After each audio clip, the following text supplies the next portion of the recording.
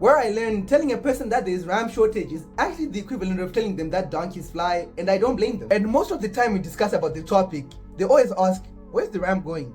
Well, it's not about where the RAM is going, it's about what RAM is being produced. So most of the time, companies like Samsung, which manufacture RAM, or Hynix, usually manufacture RAM to sell to consumers, laptop brands, phone brands, to build their phones. But lately there's been memory demand by artificial intelligence, and it's not the usual DDR5 or the DDR4 we know about. It's called high bandwidth memory, or HBM4. Now here comes the mix. Creating RAM for the consumers, phone brands, laptop brands is profitable, but now they're in a situation where they have to choose between satisfying a consumer or maximizing their profits.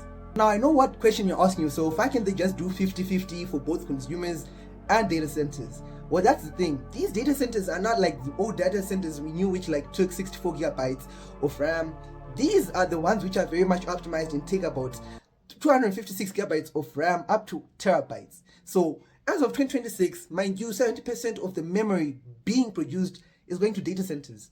Now, if you're a person who's going to be buying DDR4, you might notice how expensive it is, because companies now are aggressively phasing out to make more room for HBM4 and DDR5, and that price increase for that DDR4 is what we call scarcity premium, because that used to be cheap when DDR5 was released. So if you see me try to sell 4 gigabytes of DDR3 RAM to you for $30, don't question it. Tough times we live in right now.